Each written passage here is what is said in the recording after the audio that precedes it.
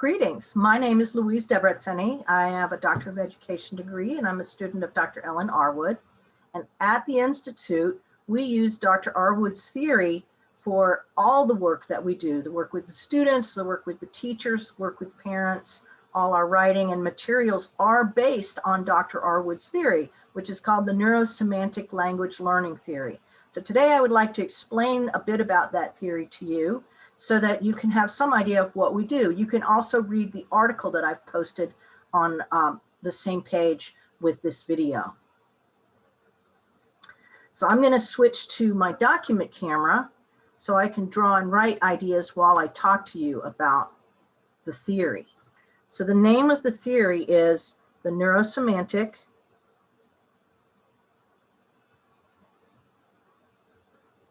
Language Learning Theory.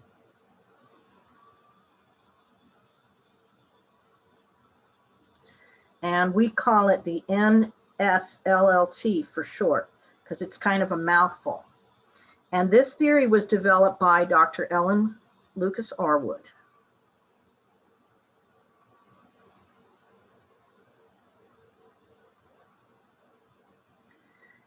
She developed this theory through triangulating information from three areas of learning, from neuroscience,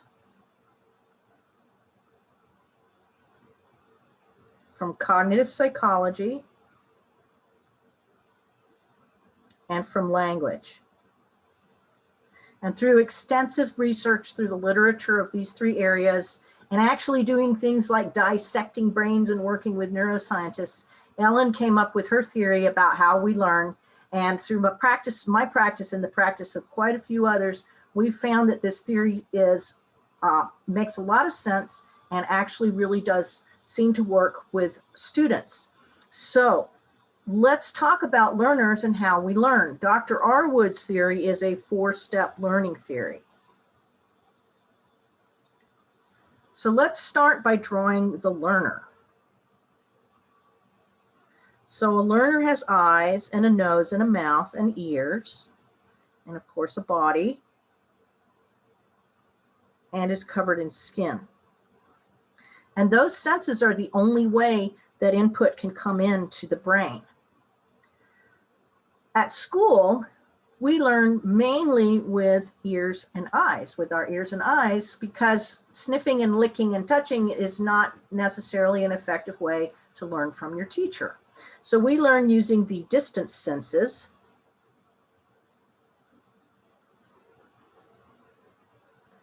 of sight and hearing. So the first level of learning is sensory input at the ears and eyes.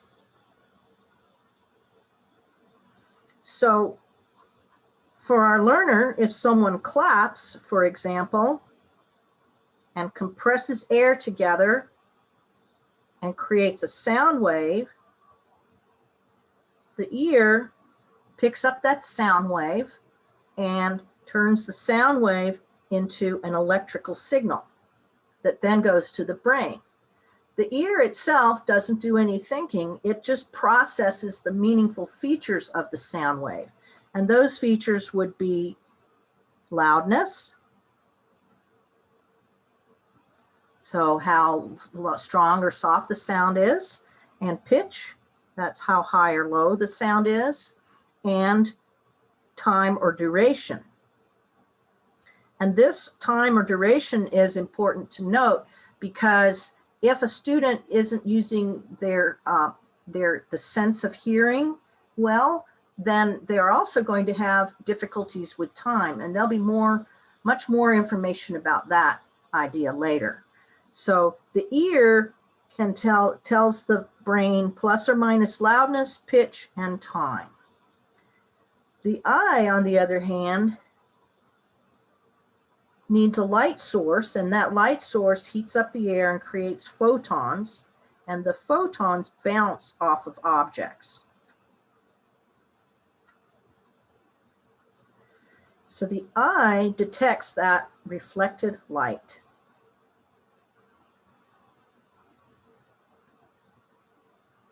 And the eye also sees edges.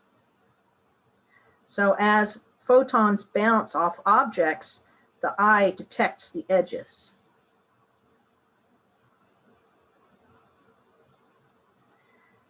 And the eye also can see movement. And this occurs in two ways. One is that the eyes themselves can move. So you can scan across a surface so you can see all of it. Or an object can move, like if you have a cat running across your field of vision, you can see it because it's moving. You can see it without moving your eyes because it itself is moving. So the other thing that's interesting about the eyes is that they see in 2 dimensions. And another feature of vision that I think is really important when we're thinking about learning is that the eyes actually have 2 pathways. So if this is your eye, and here is your optic nerve that's headed to the brain stem, there are actually 2 pathways, and the signal is split into high contrast, black and white, and then into a color stream that shows details, fine details. And this high contrast black and white stream is much faster than the color and fine detail stream. And this is an important thing to remember for when we start talking about the kinds of strategies we use to help students with learning, because by using this feature of the visual system that we see high contrast black and white more rapidly, more easily than fine details and color, by using this feature, we can enhance student learning with the strategies that we use for drawing and writing. And then there'll be more, you can find more information about that later also. So we've got the eyes, and the eyes detect plus or minus light, plus or minus edges, plus or minus movement, and in 2 dimensions. So here we have the first level of learning, which is sensory input at the ears and the eyes. And at this point, no learning has occurred. This is just raw data coming in. And this raw data is then sent from the ears to the brainstem and from the eyes to the brainstem. And in the brainstem, now we have some action occurring with those signals. The brainstem recognizes the patterns that come in, and this is where we get pattern perception. This is in the brainstem. So these patterns overlap with each other.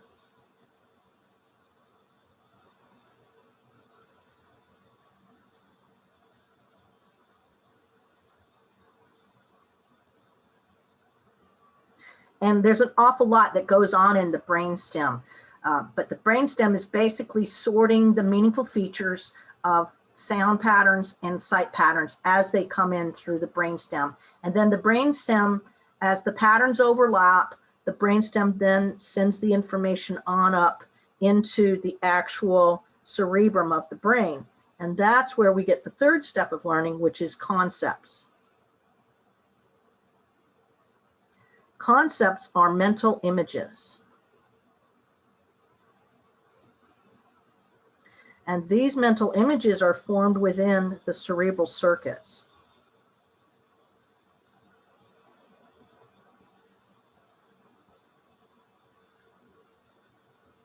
So this is where we first are actually thinking. These first 2 layers of learning are not actual thinking. It's sensory input and pattern recognition, but it's not higher order thinking for problem solving. Pattern recognition is a type of thinking, but it's not conceptual thinking for problem solving. So once you get up into the cerebral circuits, now you're having some conceptual thinking. And then the fourth level of learning is language. Language names our thinking.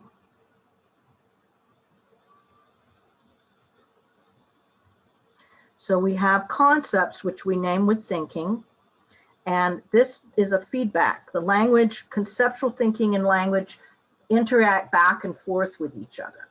So at the most basic level, we can think of concepts without language. Like, for example, you can know what a chair looks like and know that you should sit in it without knowing what to call it or how to speak about it, or how to write or read about it.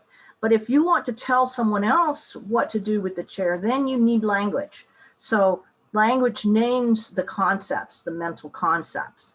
Further, if you want to think about abstract ideas, language mediates abstract thinking. So conceptual thinking plus language allows you to think about abstract ideas such as kindness and liberty and justice. So these concepts layer on one another, and this layering happens over the period of whole course of your life. So the older you get, the more experiences you have, the more layers you have, the more depth of understanding you have about a given concept, and about the fact that concepts interact with each other. There's no concept that doesn't exist without the context of other concepts. So let's talk about what I mean with patterns overlapping and concepts layering. So with patterns, let's say, here are my eyes. And my eyes see this shape, and then this shape, and then this shape, and then this shape again. And these patterns overlap with each other. And then in my cerebrum, the brain actually puts those patterns together and creates that three-dimensional image. So the eye sees these flat two-dimensional overlapping patterns. The brain arranges it into a three-dimensional image. And then in the final level of language, we name that image.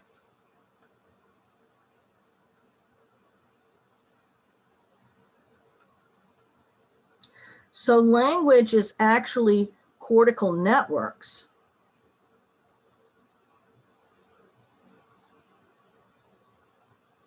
So the four steps move from eye or ear, so a signal to the brainstem, and then circuits. The brainstem sends the signals to various parts of the brain through circuits, and then cortical networks are formed that establish language. So here are our four levels of learning. This is level 1, sensory input. Here's level 2, pattern recognition or perception.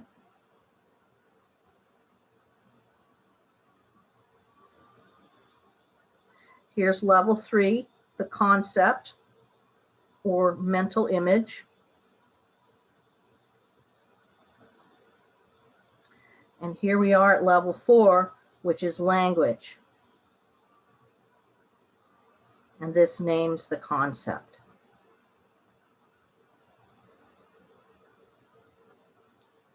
So that's what I mean when I'm talking about overlapping patterns. Now, what about concepts? I said that concepts layer. What does that mean? What am I talking about? So let's think about the idea of a beach. So we have this idea of beach, and when we write that idea, it looks like this in English. And if I were to write beach and draw the idea, I would have actually many choices, wouldn't I? So I think back to when I was really small. I was born in New Orleans, and my parents took me to the beach on the Gulf Coast. We went to Daphne Island, And I remember a long stretch of sand and bright sunshine. And then I remember the water. And so here I was really little, and there I am with my mom and my dad. And that was my first understanding. If you said to me when I was 3, we're going to the beach, this is the picture that I would have gotten. But then when I was 4, we moved to North Carolina. And we rented a place out on the Outer Banks in Nags Head, which is back in those days was a really wild place. So now I had a new idea about a beach. There was something new that I hadn't seen before, which were there's these big dunes, and then there were all these grasses, and there were these little plants with little stickers that would stick your feet if you weren't careful. And then you'd get your stretch of sand, and then there were waves that would actually pound you into the sand as you tried to go in and out of the water. And by then, of course, my little brother was with us. So here we are, we've got our little sand buckets, and mom and dad. Mom always had her big floppy hat. And dad. So that's another idea about a beach. But then when I was a little bit older, I went to England, and I went with the Girl Guides, and we went to the beach off the English coast near the Isle of Wight. And I was stunned to discover that that beach didn't have sand. That beach was stones, smooth stones, and then a stretch of water. So here we are, all the little Girl Guides walking around on the stones. And that was yet another idea of beach. So I could go on and on. There's lots of different beaches. I've been to Hawaii and to the Caribbean. And when I went to the West Coast, when I moved out to the Portland, Vancouver area, I drove down to the beach and discovered that you can have mountains and then a stretch of sand, and then you can have big rocks, and then you can have these giant, scary looking waves that actually aren't as rough as the ones that I experienced on the Atlantic coast. So here I am looking at a tide pool in the Pacific Northwest. So each of these pictures is a layer of thinking, and each layer adds more and more to my concept of what a beach is until I understand that the beach is an interface between the land and the ocean. And then I realized later also that a beach can be on a lake or a river as well. So that's what we mean by layering concepts.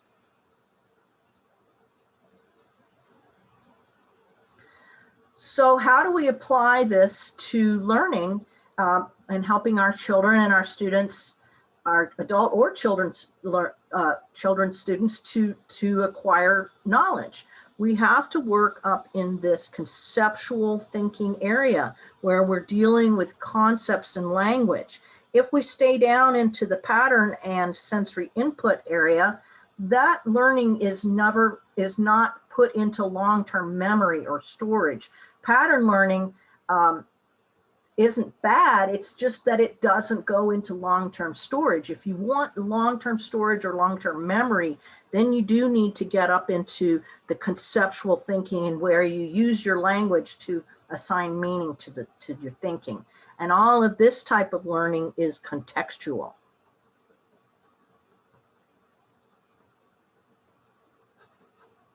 Students need to learn new ideas in relationship to themselves and to others.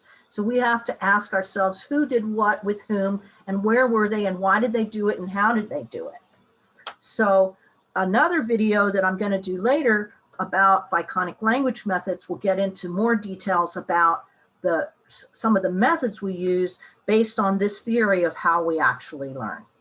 Thank you very much. Bye-bye.